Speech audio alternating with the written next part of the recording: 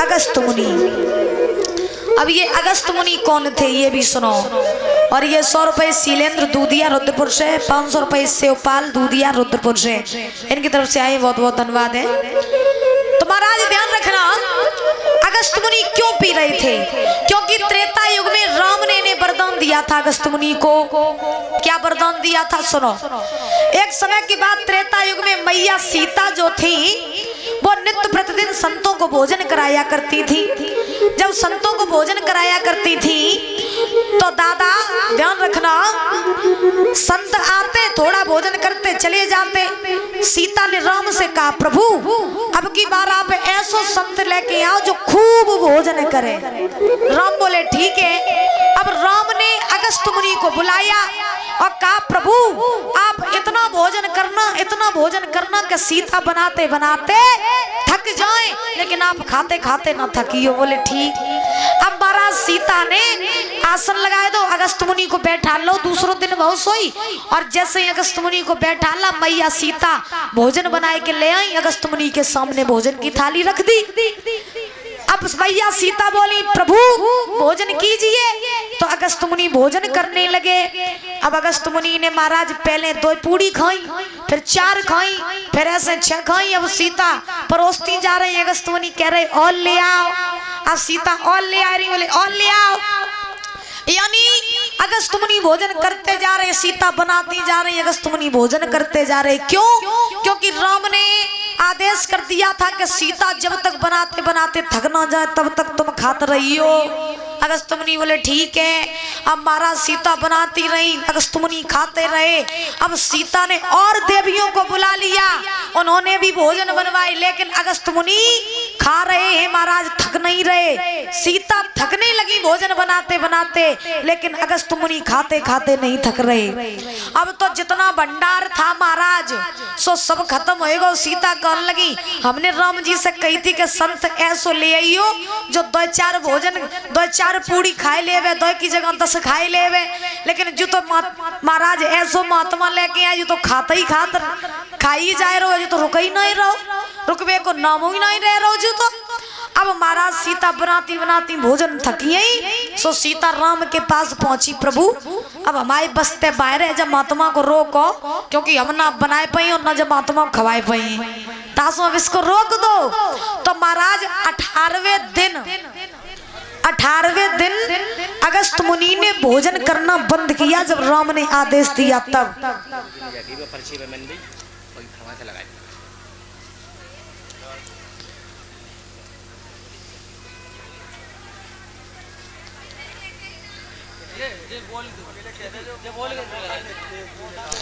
ये फरमाइशें और परेशान करती हैं, फिर कब हम कथा पूरी कर पाए, कब हम फरमाइशें करें। एक तो तुम जो फर्रा और लेके चले या तो पूरा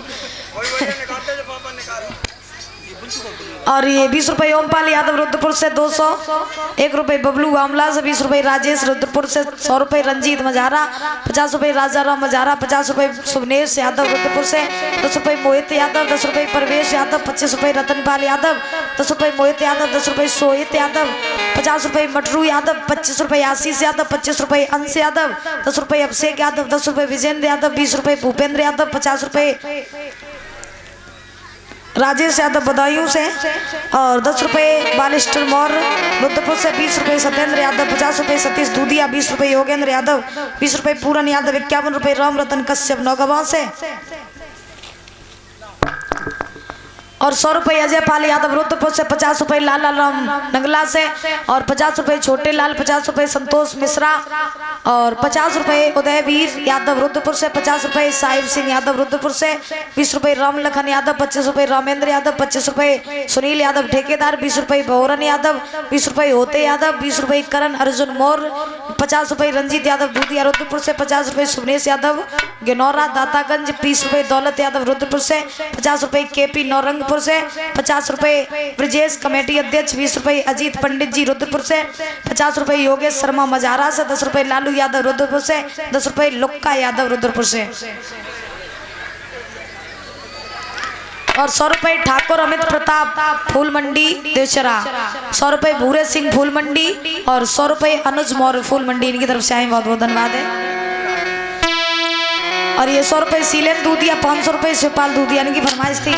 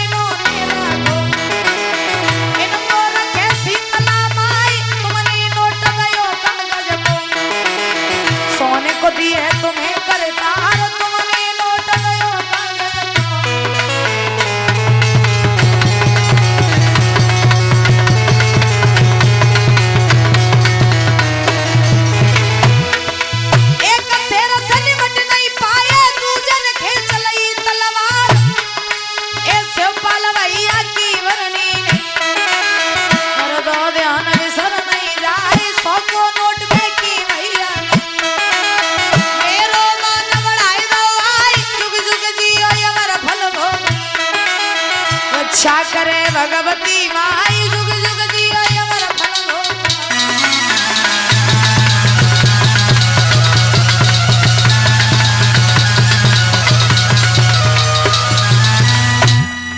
और ये 10 रुपए शिवानी, 10 रुपए रचना, 10 रुपए रूपा, 10 रुपए काजल, 10 रुपए श्रीवती, 10 रुपए मोनी,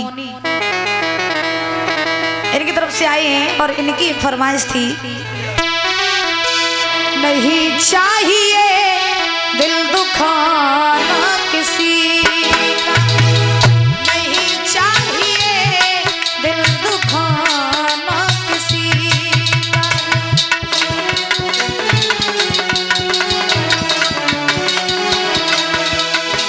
सदा ना रहा है सदा ना रहेगा जमाना किसी का, नहीं चाहिए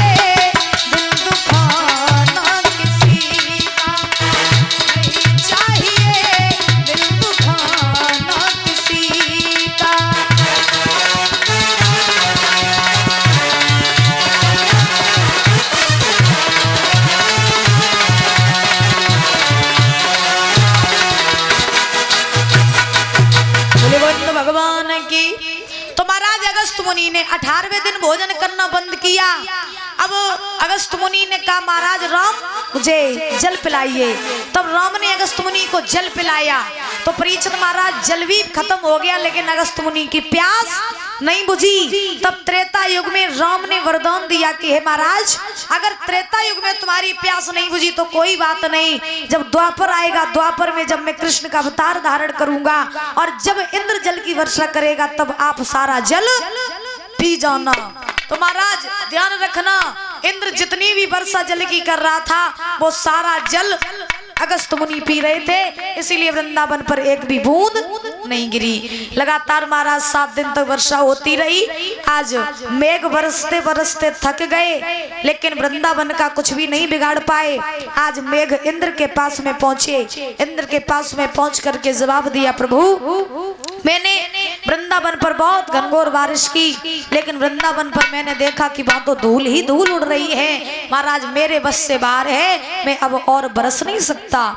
इंद्र बोले, कोई बात नहीं, हम जा रहे हैं और हम देखेंगे जाकर के क्या वृंदावन पर कौन ऐसी शक्ति है जो वृंदावन वासियों की रक्षा कर रही है। इंद्र चले, वहीं पहुंचे जब भगवान गोवर्धन पर्वत को धारण किए हुए थे। इंद्र नहीं समझ पाया ये भगवान है या कोई साधारण बालक है। तो इंद्र में भगवान कन्हैया में युद्ध होने लगा।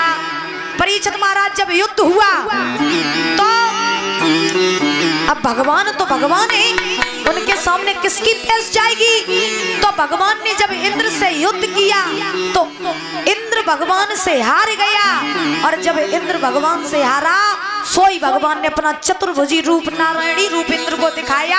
सोई महाराज इंद्र चरणों में गिर पड़ा, जवाब दिया प्रभु हमें क्षमा कर दीजिए, मुझसे बहुत बड़ी भूल हो गई जो मैंने आपको पहचान नहीं पाया। इंद्र क्षमा मांग करके चला गया। भगवान ने इंद्र को क्षमा कर दिया और क्षमा के साथ साथ इंद्र का घमंड भी दूर हो गया। महाराज इंद्र चले गए। 7वें दिन भगवान ने गिरिराज पर्वत वहीं रखा और रख करके महाराज स्वयं गए और जा करके वृंदावन में बड़े आनंद से अपना जीवन यापन करने लगे। इस प्रकार से भगवान ने गोवर्धन पर्वत उठाया और उसकी पूजा करवाई और भगवान ने ये लीला पूरी की। बोले गोविंद भगवान की, बोले गोवर्धन महाराज की। इधर महाराज श्री सुखदेव जी समझा रहे हैं राजन परीक्षित, भगवान कन्हैया गोपियों के साथ में रह रहे हैं। भगवान ने गोपियों के साथ में अनेकों लीलाएं की। एक बार गोपियों ने भगवान कन्हैया से कहा, कन्हैया तुमने मुझसे कही थी कि तुम एक बार मेरे साथ में महाराज करोगे।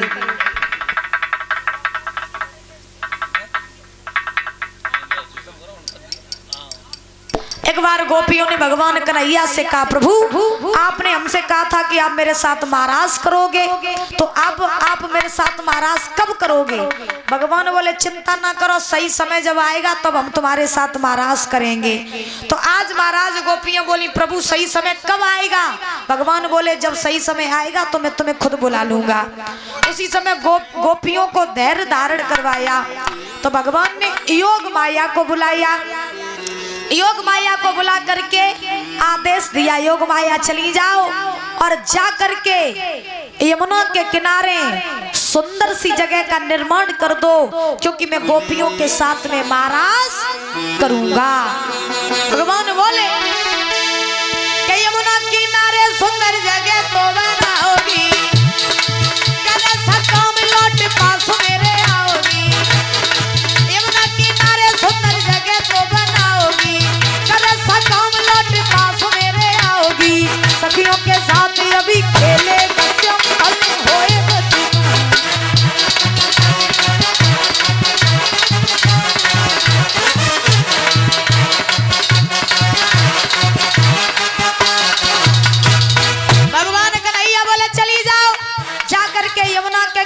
सुंदर सी जगह बनाओ, क्यों?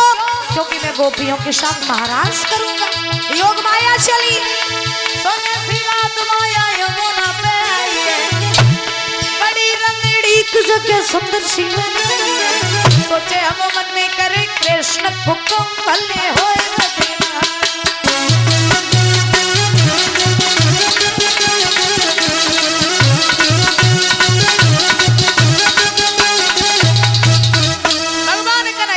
योग माया चली जाओ, यमुना के किनारे सुंदर सी जगह बनाओ। उसी समय महाराज योग माया चली, यमुना के किनारे पहुंची, सुंदर सी जगह का निर्माण किया। अब योग माया भगवान के पास में आई, बोली प्रभु आपके कहने के अनुसार मैंने यमुना के किनारे सुंदर सी जगह बना दी, अब आप जाओ और जाकर के गोपियों के साथ महाराज करो। तो भगवान बोले अब हम देख तो हैं कि जगह बनी कैसी है। तो भगवान ने बंसी ली, यमुना किनारे पहुंचे, जगह जब देखी मन प्रसन्न हो गया। भगवान ने बंसी बजाई और जो बंसी बजाई तो रात का समय था। अब गोपियों तो जाई सो बैठी थी कि कन्हैया कब हमें बुलाए यमुना के किनारे। सो जो भगवान ने बंसी बजाई, सो बंसी की धुन गोपियों के कानों में पड़ी महाराज। और जो गोपियों के कानों में बंसी की धुन पड़ी, सो गोपियां सुध-बुध भूल गई। परीक्षित महाराज उल्टे सीधे श्रृंगार करे, उल्टे सीधे वस्त्र पहने। जो नाक में पहनने वालों सो कान में पहन लो, जो कान में पहनने वालों सो नाक में पहन लो। महाराज उल्टे सीधे श्रृंगार करके बाहर खड़ी हुई गोपियां। उनके पतियन ने पूछी रात को हमें छोड़ के क्यों जा रही हो? लड़कियां बोली आज न रोको, आज तुम जा रहे हो, आज ब्रह्मो जी उतर आए, उन्हें क्यों नहीं मानी? भैया पति सब ठाड़े ठाड़े देखत रहे, गोपियां बाग खड़ी हुई। अब महाराज ध्यान रखना, चलो अच्छा एक बात बताएं माताओं, ये माताओं की खास आदत होती है दादा, क्या जब जे माताएं कम जाए, चाहे शादी ब्याह में जाए, चाहे भागवत सुनन जाए, चे कहू बुलावे में जाए लेकिन जे अकेली नहीं जाती है कादी गुइयन के संगे लगी रहती। हाँ जब बिना गुइयन के संगे नहीं जाती गाती हो बिना चलो फलाने घरे बुलुआ है चलो करिए चले तो सब इकट्ठी इकट्ठी जाती महाराज। तो आज ध्यान रखना इकट्ठी इकट्ठी हाँ इकट्ठे ही जाते हैं सभी लोग साथ साथ। गोपियां महाराज भाग खड़ी हुई एक दूसरे से कहने लगी बहनों सुनो हम तो रात में अपने घर को दरवाजे लगे वो भूलिए और भाग खड़े आए बहन हमने तो जानी नहीं क्या घर परिवार में बच्चा वाली बच्चा क्या कर रहे हम तो सब छोड़ के बाजी आए। मेरे पति ने रोको सास ने रोको लेकिन मैंने कहा कि नहीं सुनी। और महाराज गोपियां सुनो बहन क्या दरवाजा खुला छोड़ी हुई और अपन सी के मारे दरवाजा खुला छोड़ी हुई।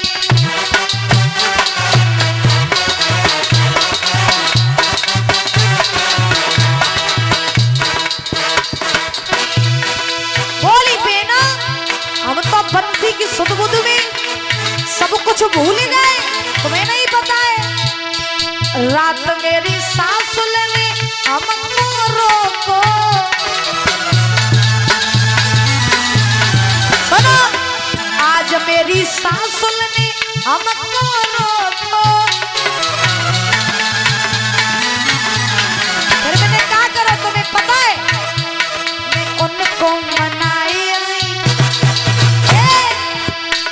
मैं उनको मनाई बंसी के मारे दरवाजा खुला छोड़े बंसी के मारे।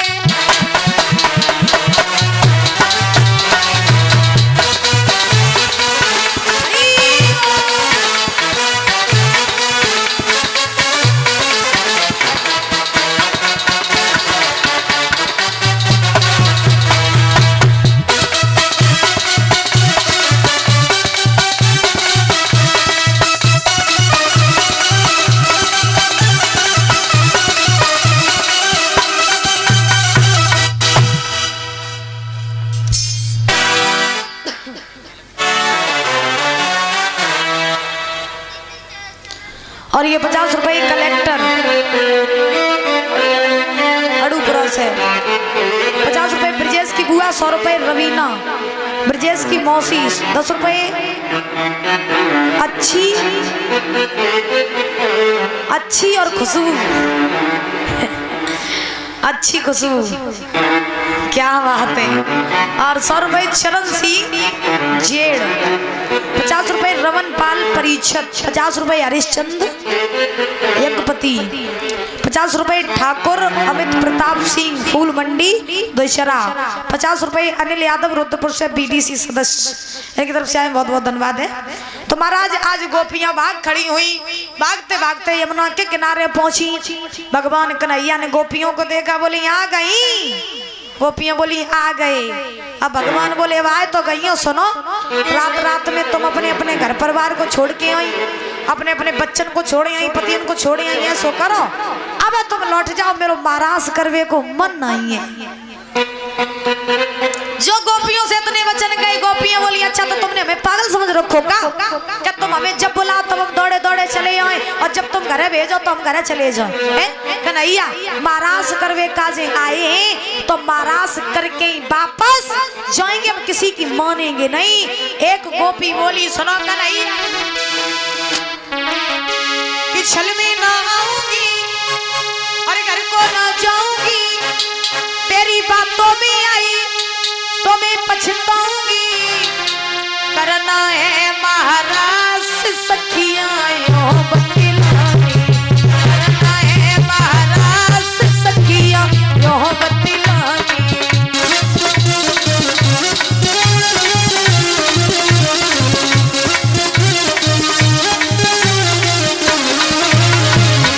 गोपियां बोली आज हम महाराज करने आए तो कुछ भी हो जाए महाराज करके ही घर लौटेंगे तुम्हारी बातों में मोएंगे नहीं तुम्हारे छल में हम फंसेंगे नहीं। सुनो छल में ना आऊंगी घर को ना जाऊंगी तेरी बातों में आई तो मैं पछताऊंगी करना है महाराज से सखियां यो बतिलानी।